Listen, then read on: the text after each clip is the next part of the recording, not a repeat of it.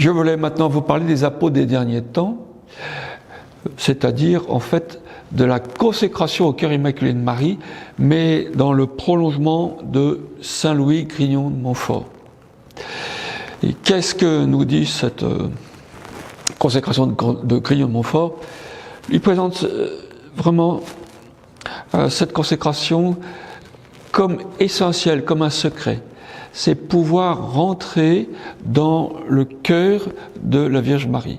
C'est-à-dire que la Vierge Marie, tout ce qu'elle n'arrête pas de dire, c'est « elle est notre mère ».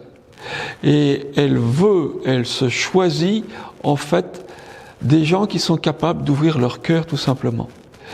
On dirait que la difficulté de la Vierge Marie, c'est de trouver des personnes qui arrivent à rentrer dans cette intériorité. Et pourquoi? Parce que son but, c'est vraiment de vivre en nous, c'est-à-dire d'établir en nous un lien de confiance. Et ce lien, c'est vraiment un lien théologal de foi. Confiance et foi vont ensemble. Et donc, dans cette consécration, ce qu'il faut comprendre, c'est que c'est Marie elle-même qui se donne la première à nous. Donc c'est elle qui se consacre à nous. Et puis évidemment, il y a notre réponse. C'est nous, à notre tour, qui nous consacrons. Alors il y a un décalage, mais quand la Vierge Marie se consacre à nous, en fait, il y a une fidélité de la Vierge Marie. Alors, on se consacre par... Alors, il y a plusieurs types de consécration. Celle de Grignon de Montfort, qui est très connue, qui est quasiment connue d'une manière universelle, qui consiste en fait à se remettre totalement à elle.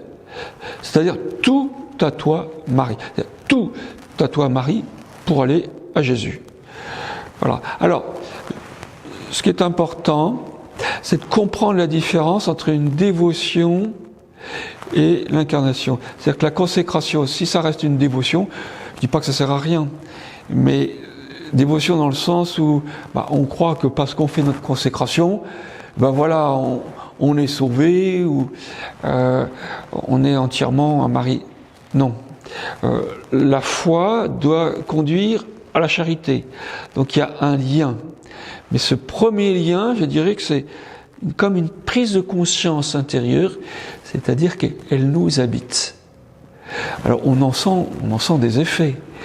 Elle nous habite, et le premier effet qu'on retrouve d'ailleurs à Medjugorje, c'est pour ça que j'en ai parlé dans la formation 7, c'est la paix.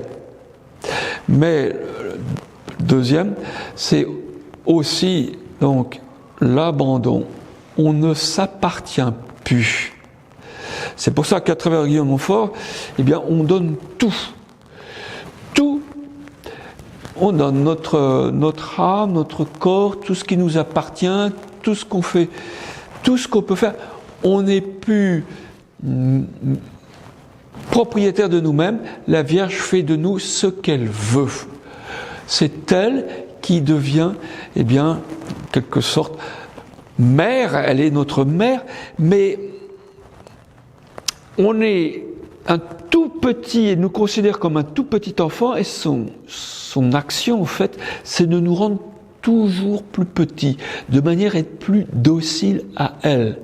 Donc elle agit de l'intérieur, et ce qu'elle essaye de faire, c'est en fait de ratisser tout ce qui peut être en nous, de nous-mêmes.